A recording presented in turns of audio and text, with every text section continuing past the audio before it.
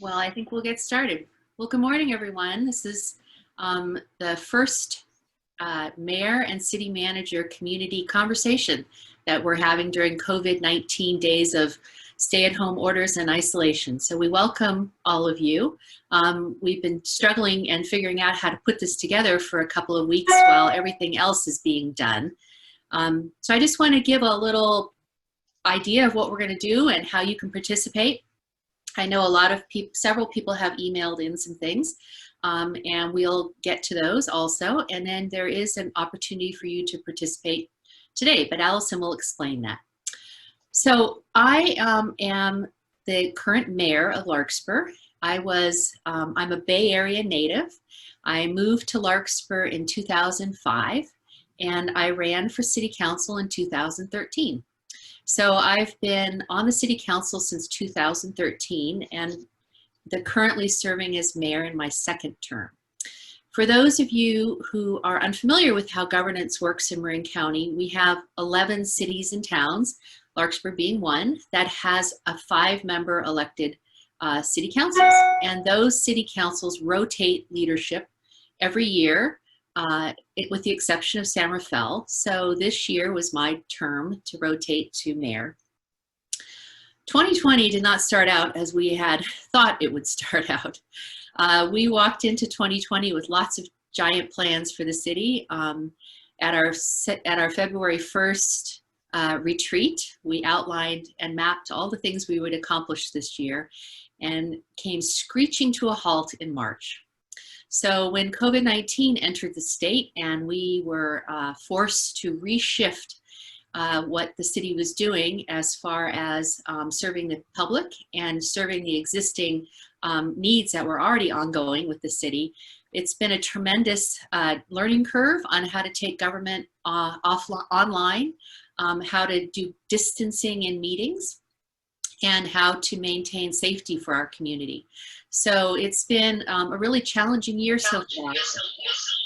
And I'd like to commend everyone in our community and our businesses for their patience and for their working closely with the health department orders so that we can maintain as much safety and security.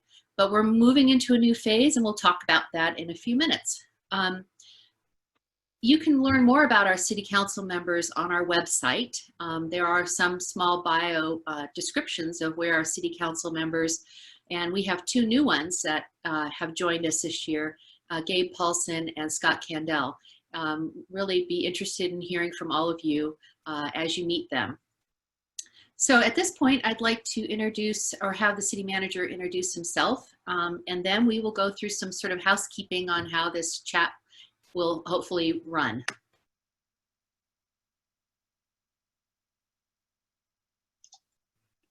Thank you, Catherine. My name is Dan Schwartz. I'm the city manager for the city of Larkspur. I've been with the city for 10 years in the role of city manager.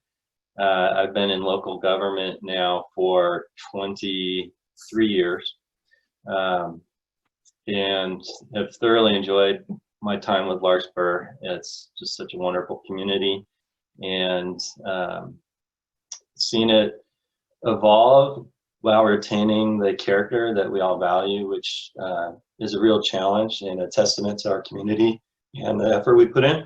Excuse me. This has been, as Catherine said, a very interesting year, and we're going to go over briefly as we do sort of a state of the city, some of the challenges we've been facing, to give you all a sense of what we're working on, and then tackle some of the questions that came in to us before this meeting, and that you may have while we go through the hour here. That's really it. Great. So Allison, could you now sort of show people or give a description on how this will work as we try to synthesize everyone who's watching? Thank you. Those of you joining us by Zoom this morning, the procedure for the community chat is a little different than our usual council meeting procedure. Depending on the device you're using, there will be either controls at the top or bottom of your screen, and there's one feature called Q&A. You'll use that to submit any questions during the meeting that you'd like the mayor and city manager to address. You may see a chat feature button, but that feature is disabled at the moment. The Q&A is where your questions will come in. Great, thank you. And if you have a question of that, go ahead and fire off a Q&A to Allison and she can help you solve the problem. Terrific, thank you very much. And this is our first time doing this, so it is an awkward platform for many people. It's kind of awkward for me, and sometimes I know I get tongue-tied and might say the wrong thing. So I just want everybody to have patience with this as we try to sort through how to provide information and dialogue while we all remain isolated still in our homes. So and also I wanted to remind everyone that tomorrow is a regularly scheduled City Council meeting. And it's beginning an early City Council meeting at 5:30 for interviews for the Planning Commission.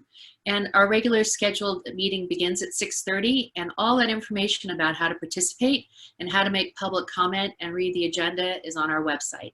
So I'd like to have it out there right away.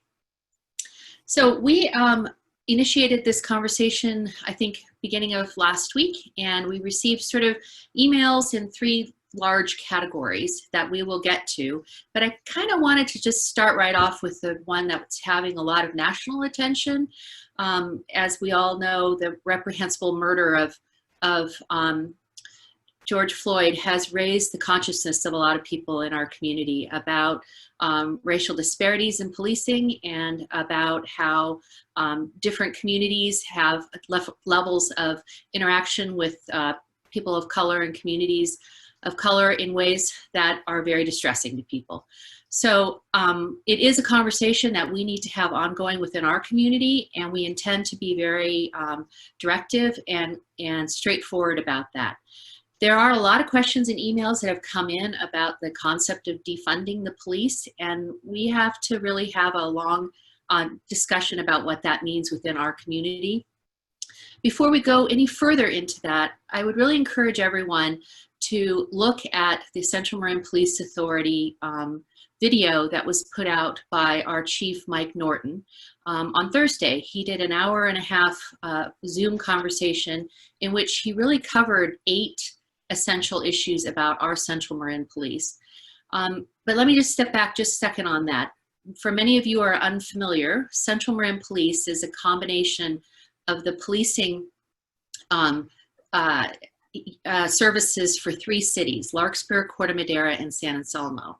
And it is overseen by not only our police chief, but our city managers and also our police council, made up of 2 council members of each of those 3 cities.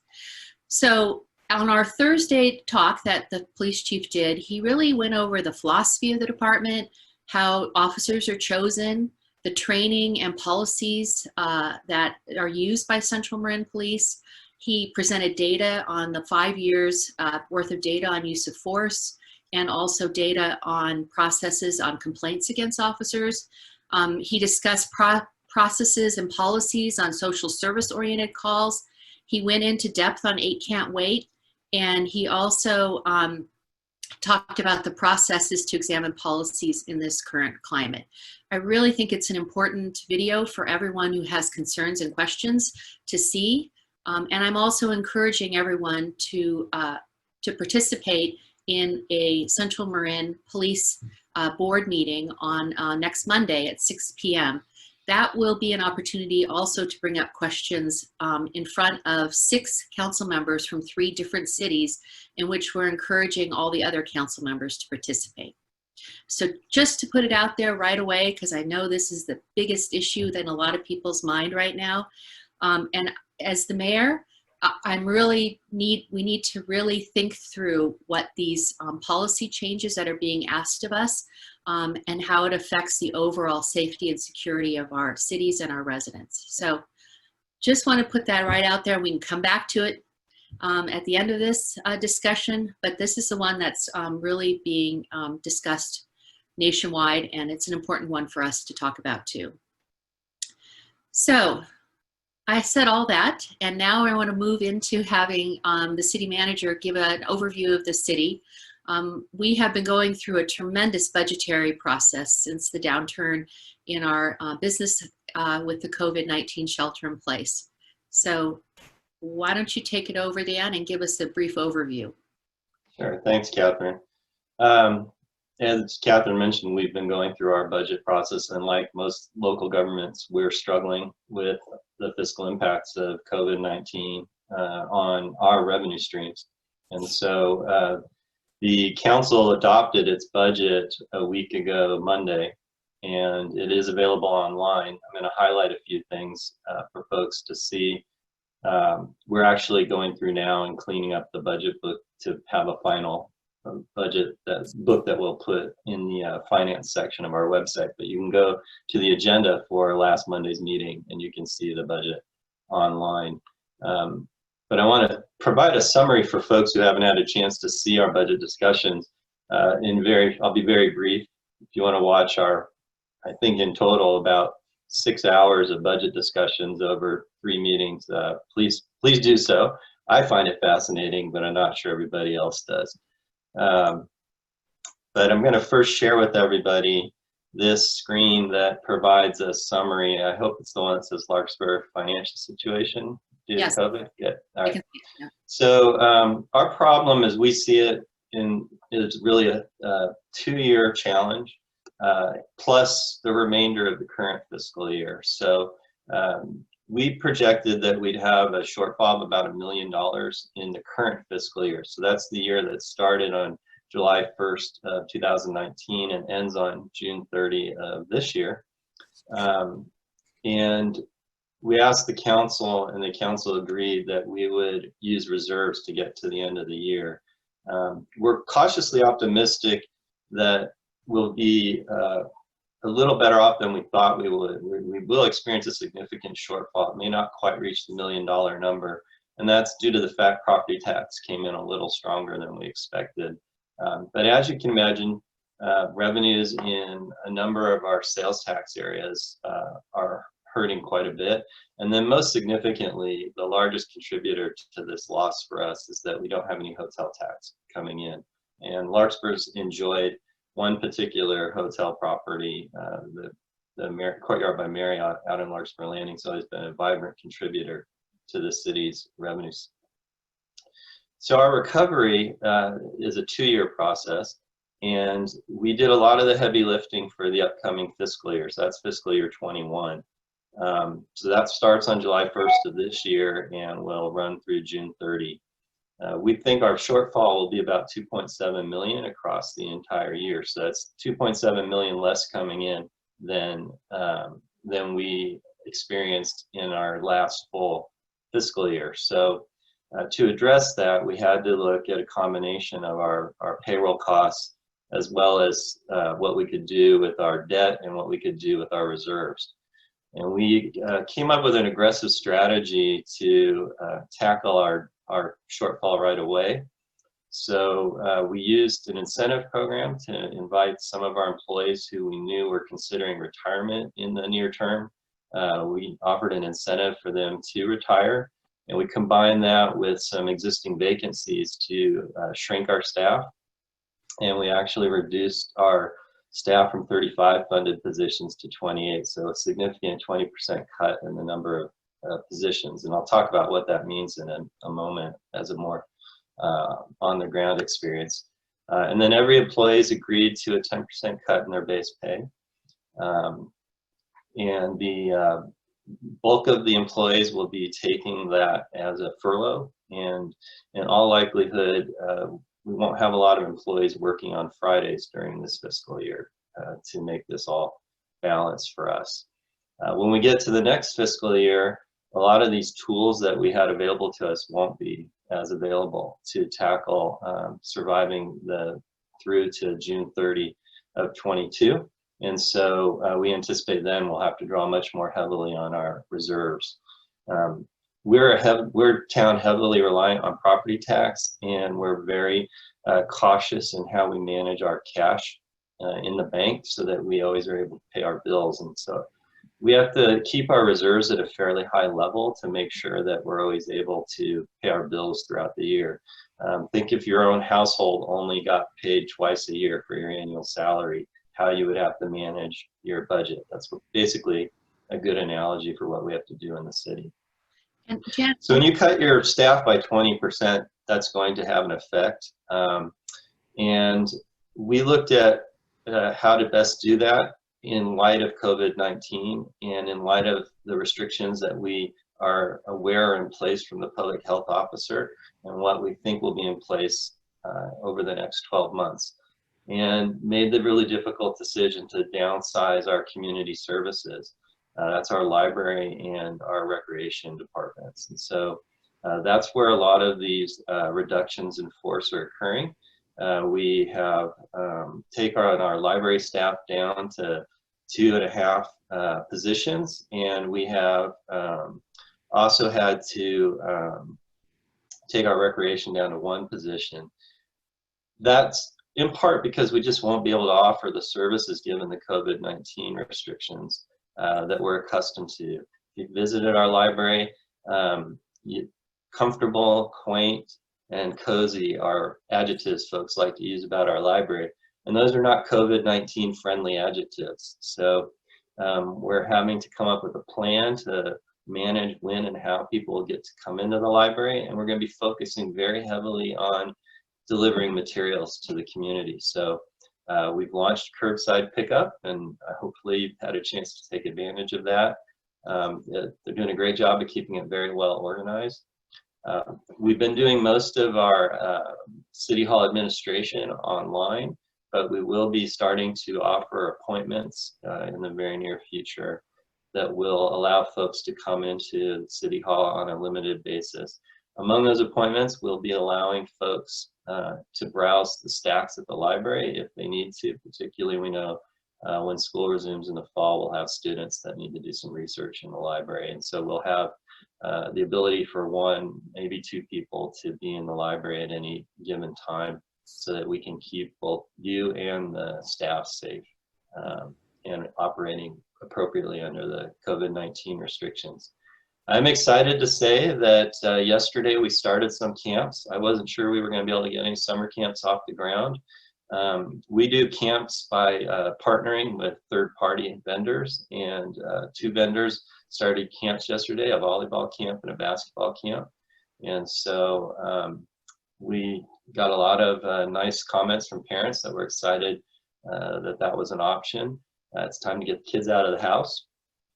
And so that's what our recreation department will focus on during this period, is partnering and letting third parties do the bulk of the work. So we'll basically be an operation that does scheduling.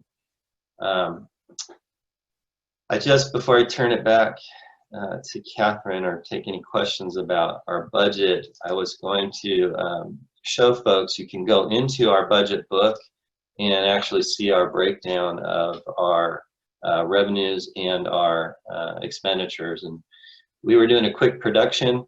Colors didn't come out quite the way we normally like them. We don't usually use gray as a color in our pie charts. So we'll come up with something a little nicer. Property tax is always the biggest piece of the pie for us on the revenue side. So you can see here that it is obviously the largest one, but this is too big. This is actually larger than we are comfortable with. But that's what's happened because we're anticipating so much shrinkage in our other revenues. So the adjustments we're having to make are because of the diminished revenues in this part of the pie. And then I'll just take you down. We have a nice breakdown of how we spend our money. Like most cities, public safety comprises the largest portion of our breakdown. I actually see that we have a comment about what we might do in terms of consolidating further to reduce our budgetary strains. We're always talking to our neighbors. Right now, we're really pleased with the way our police and fire combinations have gone. Catherine mentioned the police are a combination of 3 cities. Our fire department is a shared operation with the town of Corte Madera. Right now, we're engaged in discussions, not just with our usual partners, Corte Madera and San Anselmo, but all of the county about different ways we can share different services. I'm actually going to be on a call later today to talk about how our public works departments might be able to do some work together. So I think that you're going to see a lot of cities and communities trying to find new ways to do business together to help stabilize and reduce costs as we move forward. So that's a general overview of what we're dealing with.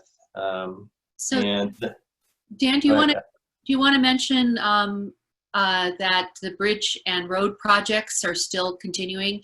And sure. So what I've been commenting on is heavily focused on our general fund. So that's the money that comes into the city that the council can spend in however they choose.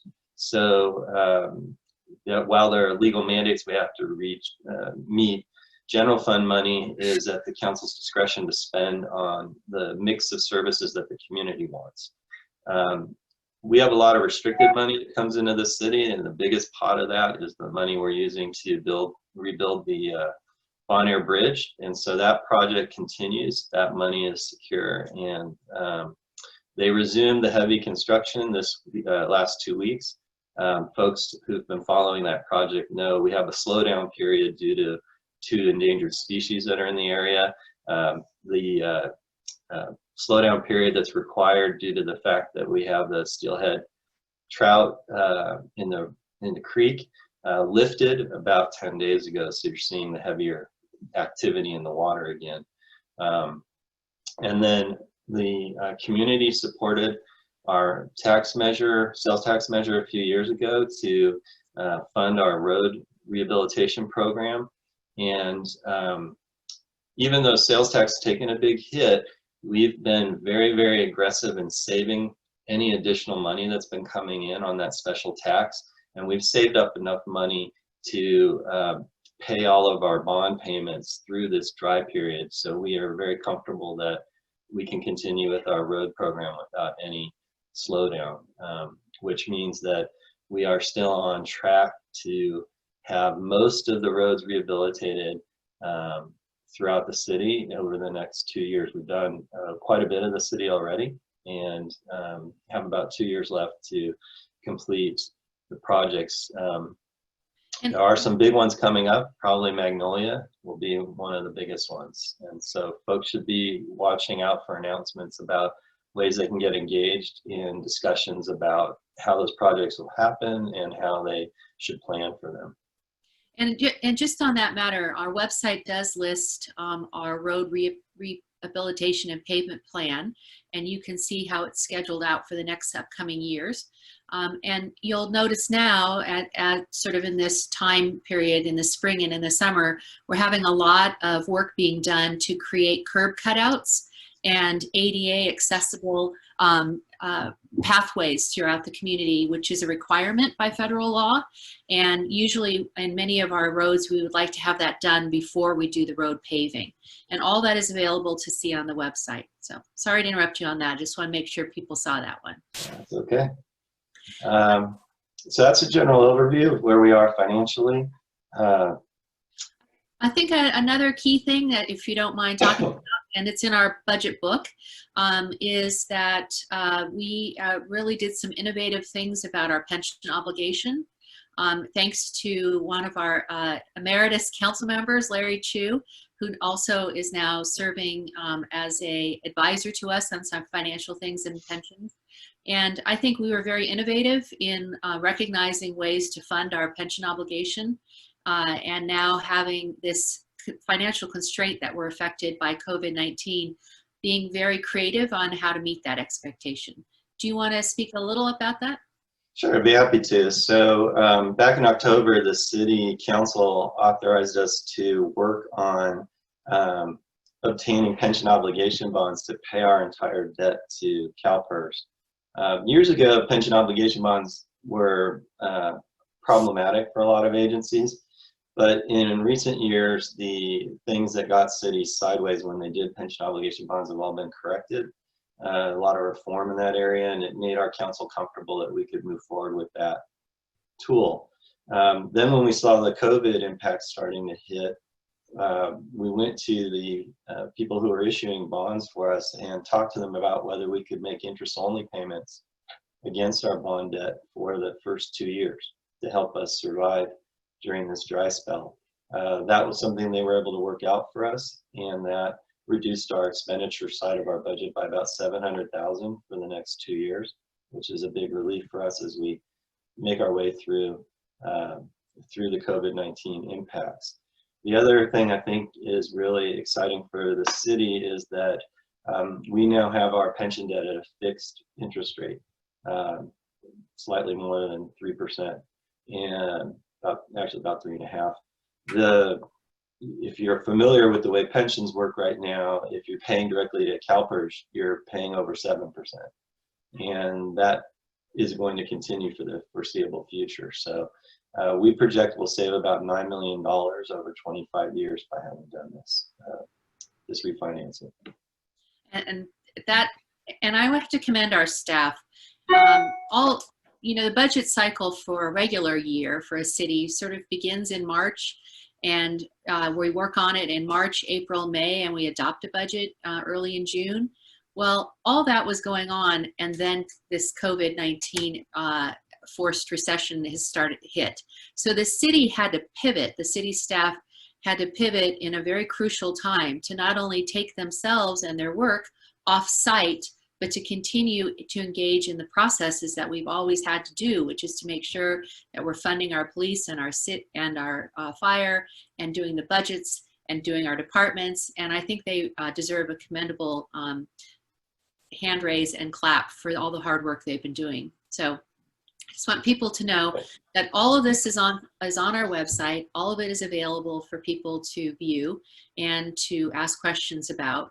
We have adopted our budget for the upcoming year at our last council meeting, and the budgets for both the Central Marin Fire and Central Marin Police for next year have already been adopted, and those are available on their websites. And I encourage everyone to do a deep dive if you're interested in finding out where our money is going, because it is your money, and you have the chance to put forward ideas of where that funding should go. So I think the only other thing I think would be nice to talk about is where we are in the Marin Recovers phase. As you all know, we have been in a shelter-in-place state order that's gradually being receded since March 16th and March 9th for the county of Marin and all the 6 Bay Area counties. We have seen a lot of impact of that, as we just discussed. It's slowly opening up, and the rules that we have to follow as a city are coming from not only the state, but they're also coming from the county. You can find out a lot about that on the county's website called marinrecovers.org. But let's talk about how we're trying to help our local businesses reopen in a safe manner based on these expectations. So first, it should be I want folks to understand that the city is at the table for discussions in Marin Recovers, but the county, and particularly the public health officer, those are the decision makers. So we lobby on your behalf, essentially, and it's a challenge for us because we represent both the business community that wants to open up and folks who are more comfortable moving freely in the COVID-19 environment, and we represent residents who think things are moving too fast and would like to see the shelter in place last longer. So we always are trying to strike a balance of thoughtfulness about both of those interests. As we've moved to help our business community, we've been partnering with the Chamber of Commerce to help move some money into the fund that they created to provide microloans to businesses to help them deal with the expenses from the COVID-19 impacts. My understanding is that with the money that was provided by the Board of Supervisors and the City Council, the fund is now around $50,000, which is a healthy sum of money for our small business community to take advantage of. And if you are listening and you're a member of that small business community, I do encourage you to reach out to the chamber. The application process is passed, but I think after they've allocated the original microgrants, they'll see if there's still any resources available to folks. The city staff's been trying to work with particularly restaurants that may be interested in moving out into the sidewalks. You've probably seen a lot about that in the press. In Larkspur, there hasn't been as strong an interest in that because I think a lot of our restaurants are actually located in our shopping centers or in setback locations where they don't necessarily need to be out on the public space. But we did have a few that contacted us, and we worked quickly with them to make it so they could be out in the sidewalk and offer some more service out there. As you know, this week shops were allowed to have customers in the store. That's the number one thing we kept hearing from small businesses, is that they needed to be able to have their customers into the shops. So we're really pleased that Dr. Willis authorized that. And then my understanding now is that the Board of Supervisors, with Dr. Willis's support, have petitioned to be what's called a variance county. And a variance county would authorize the public health officer to make more discretionary decisions about what gets to happen and when it gets to happen. Right now, there's still a lot of prescription. We're cautiously optimistic that'll get authorized. In the briefings I attend, what I hear a lot is to think that we're now moving out of a prescriptive phase where the government's telling folks what they need to do, and we're moving into a phase where people will need to be more responsible for themselves. And so, you know, we appreciate a lot of the messages that we get about behaviors that we need to go coach people about. It's not our goal to run around town and be punitive. We'd like to be going around town reminding folks why the guidelines and rules have been put in place. And I think that's real important too, because I mean, early on in this pandemic, the phrase "we're all in it together" was there. We're not through this yet. And, you know, most of you know I have a master's degree in nursing, so I spend a lot of time looking at the science behind this. We need to be very reflective about how we engage with people, particularly because Larkspur and Marin County has a significantly older population of residents. Average age 65, some communities even older than that. So I think we're going to see that this fall and this summer, we may see some more chances for this virus to get hold in our community, and we just need to be very responsible about keeping our older citizens protected as much as possible. That sort of is the overview of what's going on in Larkspur, and before we move on to anything else, I'd like to see if there's any questions. I see two questions that had come in, and I think Dan answered one of those from Sherry regarding more shared services and consolidation. As many of you know, that's been one of my things I've always been pushing, and I'm always interested in finding ways we can be more efficient and more financially committed to each other to make sure we're more sharing services and doing things responsibly like that. It takes political will and it takes community effort. So the more you can contribute to that idea about how we can share services and come up with some ideas, then I'm willing to listen to that. So I don't see any other question and answers coming in on that topic. So the next thing we were going to, oh, is this a new one? No, that was an older one. So the next thing we wanted to talk about, or I wanted to talk about, and that came in on multiple emails, was about the wildland fire. As many of you got an alert on Saturday that early in the morning there were 5 to 6 spot fires that are arson started within the town of Corte Madera and the city of Larkspur. It's a dangerous time that we're about to enter, wildland fire season, which now in many places is year-round. But to add to that, the possibility that we had a malicious intent to light fires, we need to be very seriously focused on vegetation management and getting everyone prepared for evacuation. I got a couple of emails asking about how people get alert and notification. Some people got some alert notification. I want to encourage everyone to sign up for alertmarin.org and also for the Nixle alert, which is what our Central Marin Police and Fire will do to notify them. There was also a brand new system of siren high and low that the police have installed in their vehicles. And if you go on the Central Marin Police Authority website, there is actually a YouTube demonstration of what that sounds like.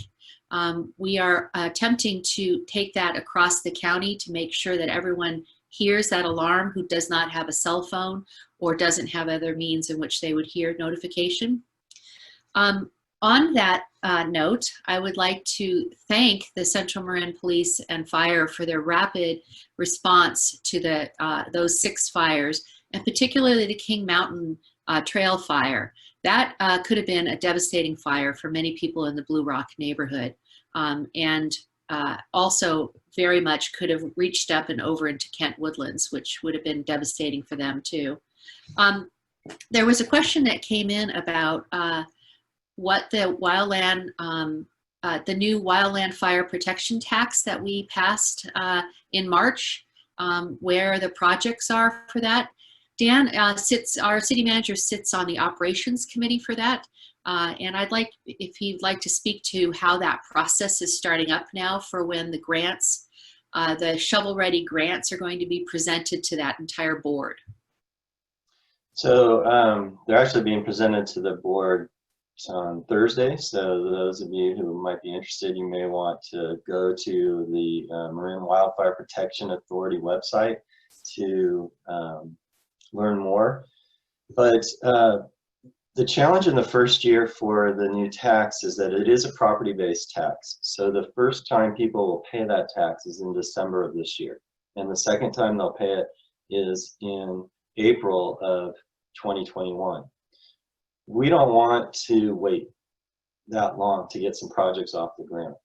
So the operations committee, particularly the fire chiefs that are on that committee, have worked really hard to identify what they're labeling quick start plans. And those are basically projects that were already in the planning stages that are at a cost level that the local agencies could lend the money out to pay for them now so they could get done this summer. And then when the tax comes, the local agencies will get reimbursed. So Larkspur and Corte Madera took a look at what our current reserve levels are and worked with the Central Marin Fire Authority to identify some key projects that we thought we could manage and afford cost-wise that would fit within the parameters of the initial year of local grant money.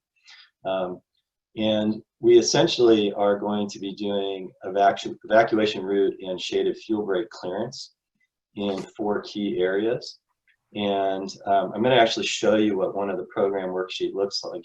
A lot of the folks who wrote in were from the Blue Rock community in Larkspur, and I think that's because that was the area that the arsonist was active in. But this description that's now on the screen is very similar for the 4 areas that Central Marin Fire wants to target. They essentially want to work from Christmas Tree Hill in Corte Madera down to Blue Rock and do a lot of evacuation route and shaded fuel break clearance along that entire stretch of the foothills of Tamalpais. And then they also want to do some Palm Hill area clearances. So we are cautiously optimistic that the board will approve this as a quick start program, which is a commitment from the Wildfire Protection Authority that we will get reimbursed if we go ahead and pay for this now. The other thing that's important that we're doing with the money we're receiving from the authority for local use is we're actually going to be hiring a hazard mitigation specialist, a person whose full responsibility will be to help us with landscape hardening, with vegetation clearance, with identifying problem areas and deploying resources to remove fuel and other challenges. So we're really excited that we're going to have that feature in our fire authority and be able to offer it to the community. So that brings to, just to make sure everybody is aware of some of the changes in our fire leadership. Our long-term, or I guess Scott Schwartz has been with the department for 30 years, and as our fire chief, really bringing together the Central Marin Fire Authority by combining the city of Larkspur and the town of Corte Madera's fire department in the last 4 or 5 years. He is retiring, or I guess has retired, effective on Monday, which brought Ruben Martin, who was our who was our fire marshal, to the acting chief role, and allowing us then to hire Todd Lando, who many of you know has been one of the directors of Fire Safe Marin, and he will be this vegetation management specialist. We scored big with that one, I want everybody to know, because these are very skilled and highly well-trained fire mitigation specialists and very knowledgeable about fire hardening. So I was really pleased to see that we were able to bring that team on board. I think that will help all of us. So you can see those things that Dan just showed. You can print them out. They're available on the Wildfire Protection Program website now. That brings me to recognize that this morning there was an explosion in a fire in Stinson Beach. So we always need to be on guard to make sure that we have alert systems engaged so that we can evacuate as needed. Let's see. Oh, you want to bring up then the clean air power centers, because that's all part of the fire discussion. As we remain in COVID-19 shelter in place and distancing, if we do need to have an evacuation center set up like we did last year and the year before for people to get into an air-conditioned unit away from the smoky setting, and also to be able to charge devices, since many people are working from home now, that we've been looking at ways in which we can set that up now in anticipation that we might need to use that. So you want to speak to that? Yeah, so if you took advantage of our Clean Air Power Supply Center last year, you know that was the community room at the Central Marin Police Authority's building. That is not a COVID-19 friendly situation. We had a lot of folks sitting almost on top of each other, taking advantage of the chance to get power. And we had a very, very limited Wi-Fi connection that was being taxed to the max, so to speak. Since we can't safely offer that, we're trying to find a facility now that will work well for us. We're in some discussions with the school districts to see if we can partner to offer a larger facility. We have the equipment to provide a clean air space. We purchased a small fleet of air scrubbers so that we would be able to clean the air of any size facility. And then PG&E and Marin Clean Energy are both offering resources to designated sites. So we're talking to them about how we can partner with them to make sure that we can offer this type of environment if the need arises. We are also hearing from PG&E that they anticipate any power shutoffs that occur this year to be much more targeted than they were last year. They won't promise anything, so don't say Dan Schwartz said you promised, but they are telling us, for example, that all of Marin County should not be shut off again like it was last year. And so we're cautiously optimistic. You may recall Larkspur was one of the first communities brought back online when the whole county was turned off. So we're cautiously optimistic that much of Larkspur is actually in the lowest priority area to be de-energized. But some of that will depend on where the threat is that PG&E is worried about. So we are making plans, and keep an eye out for any announcements of where the clean air centers might be located. Great. Well, that kind of is the overview of what we're doing as far as fire and wildfire protection. Are there any questions on that? I'll give people a few minutes if they wanted to ask any particular question. I really appreciate that the NRG in Blue Rock, the neighborhood response group in Blue Rock, was out in force on Saturday morning. I noticed the maulers out there, and I was very pleased to see how many people were able to evacuate safely due to the good organization of our NRG program. I don't see any questions coming up on that, but you're welcome to submit them at any other time too. And then I think lastly, Dan and I just thought I'd talk about sort of another brewing conversation that is happening. And if anybody reads the Marin IJ like I do, on the front page of the Marin IJ today was a continuing discussion about Sir Francis Drake, and a request by some members of the community to examine that historic figure and in the impact that it had not only on the Marin County at the time of engagement then, but the continuing legacy of that relationship. So I know there is a request to rename Sir Francis Drake into a different name. And I've engaged with some people about that. And we really need to figure out at this point who the stakeholders are on this matter. It's a road that's almost 45 miles long, runs through 6 cities and multiple small unincorporated areas, Woodacre, San Geronimo, etc. Larkspur's little section of it is a little over 1 mile.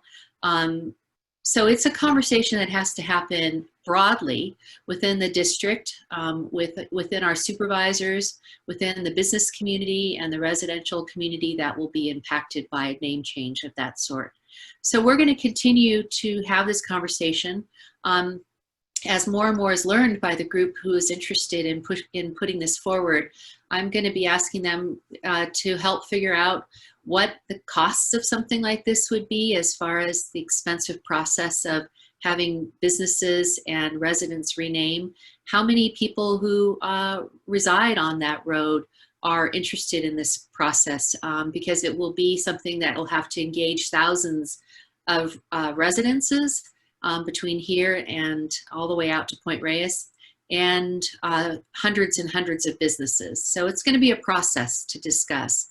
And very complex process. So I just want to put it out there that Larkspur is a part of this, but we need to hear more and learn more about what the expectation is of us. Anybody have any questions on that? I appreciate the comments that people had sent in.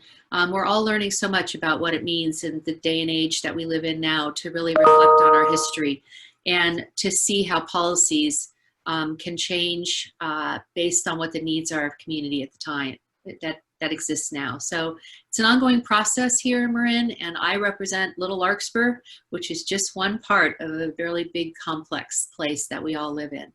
I encourage all of you to continue to be present and forward in working with the city on matters and in reaching out to your city council members. We're here to help. We're volunteers. We get a little tiny stipend that pays pretty much just for our telephone. So we're here as volunteers. And I also think it's very important that community is based on groups of people who are committed, working together to make the city and the environment around them and the world a bigger and broader place. So that's my closing thought on that. I'm interested in learning more as we figure out what this means for the city of Larkspur. I don't see any other questions coming up, and oh, there's one more Q&A. Oh, it's a thank you from Larry Chu, who many of you know was a three-term council member, also very involved in keeping us financially stable and thoughtful about things. So thank you, Larry. And also from Sherry. Thank you, Sherry, for commenting about this.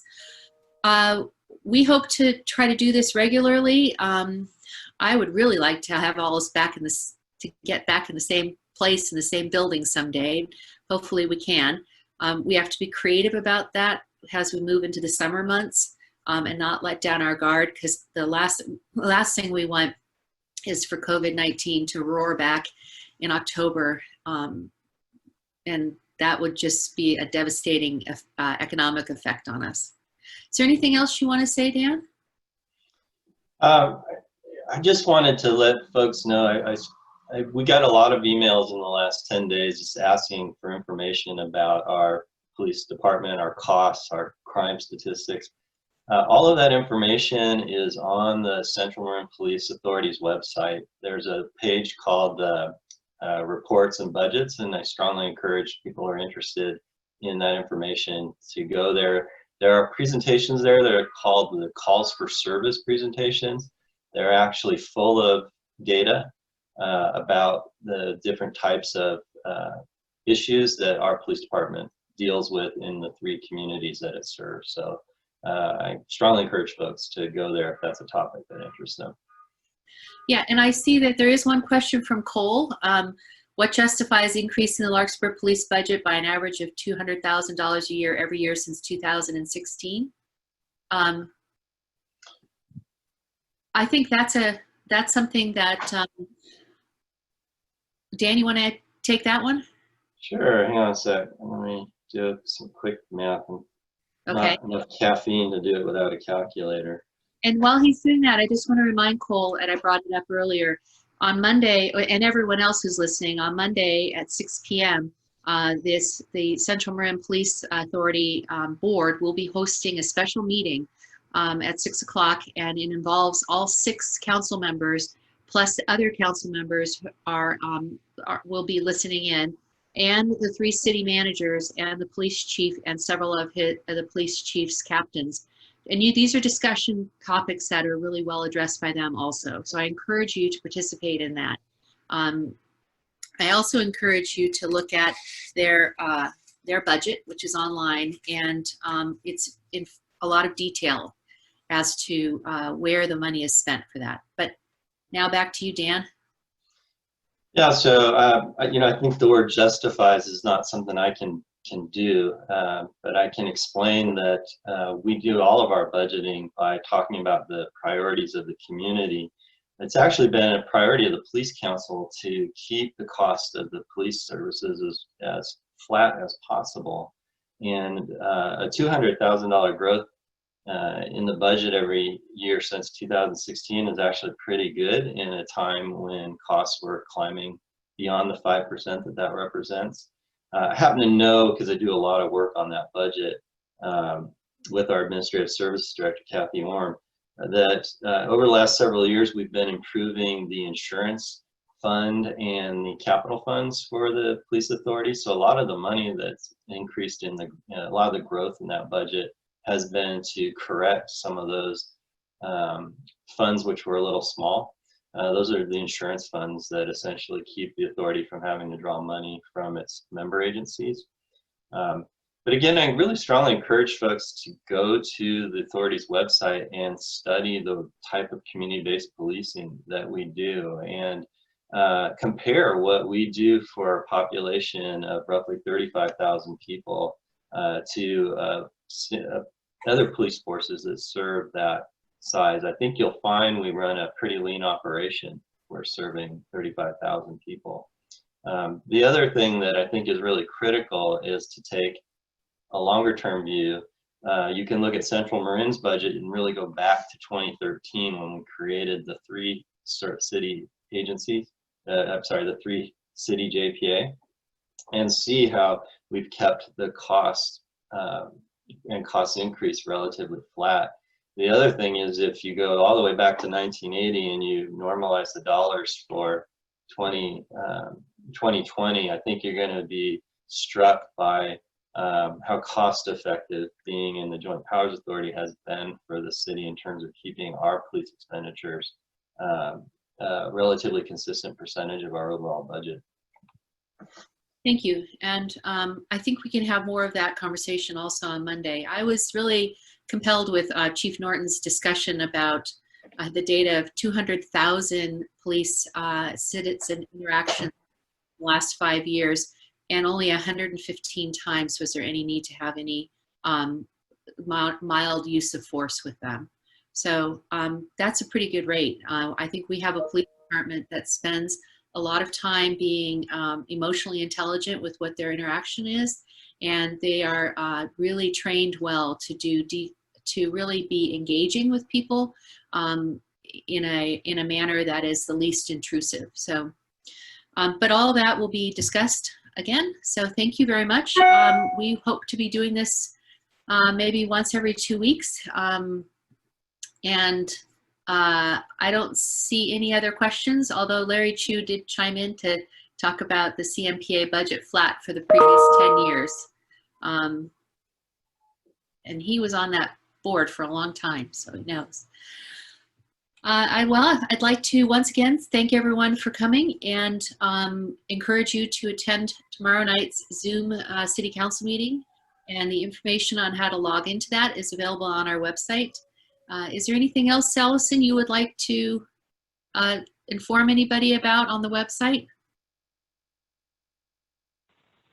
Nope. Thank you. Yes, the agenda is up on the website with a quick link to the current council agenda.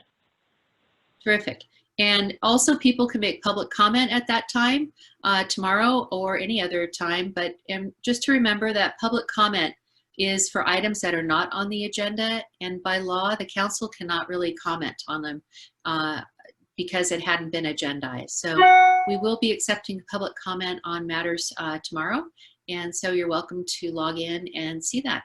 So I want to thank City Manager Dan Schwartz for putting this together, and Allison, our city clerk. And it's now 12 o'clock, so I think we will Zoom off. Goodbye, everyone.